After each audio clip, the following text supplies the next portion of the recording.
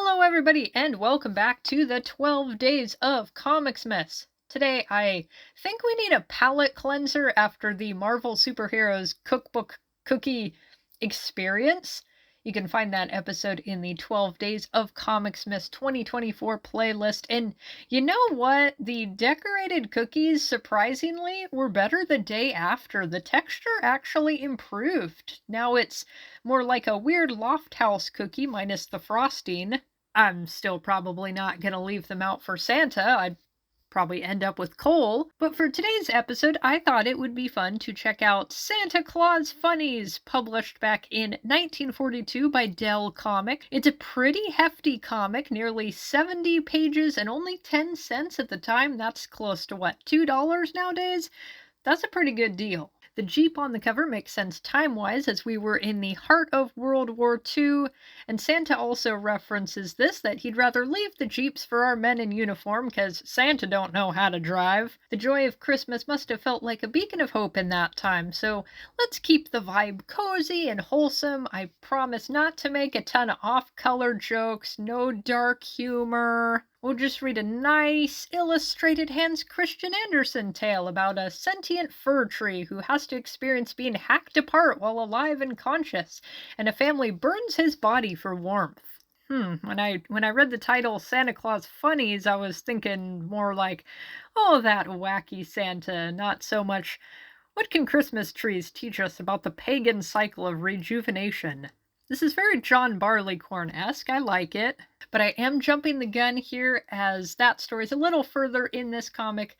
It actually opens up with a story about Santa and a feud with Belinda the Ice Queen, mostly because Santa insulted her neat little ice toys and he made them all melt. Come on, Santa, be a little more supportive. Something that struck me right off the bat as a comic artist who hand letters everything, I really like the lettering here. It's a style that includes serifs in the letters, but they're very neat and well spaced. Grade school teachers are shedding tears of joy looking at this, and there's cursive-like flourishes here and there. I would assume from the time this came out that the comic would all be hand-lettered, and you will see some variation in the line weight, though it could also have been some printing quirks. And you'll see that lettering style continue throughout the comic, such as here in The Night Before Christmas, minus the cursive flourishes.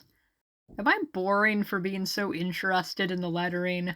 And in between the stories, you'll find some illustrated Christmas songs featuring this really creepy baby angel choir. Okay, let's move past that. For the Christmas Carol. And now we're back on track with the title of this comic, because there is nothing funnier than ghosts telling you that you're an asshole who's gonna die alone. I think I'm reading a little too far into the title, but maybe this is a good time to suggest that rather than be a miser like Scrooge, you may wish to be generous this Christmas season and consider donating to St. Jude Children's Research Hospital, which is what all these videos are fundraising for. Instead of buying another expensive anime girl figurine, consider sharing your good fortune with the children. Anyway, the contents of this comic are both religious and secular, which makes for an interesting juxtaposition. We have a story of children taking in a sick and hungry child to share their home with, only to find it was Christ himself. That explains the choir of angels who were singing outside the window all night, and why he's the only one with the cursive flourishes in his text. And this directly followed Lord Octopus Goes to the Christmas Fair. Interesting shift in tone, but to be fair, the daughters of Lord Octopus are looking like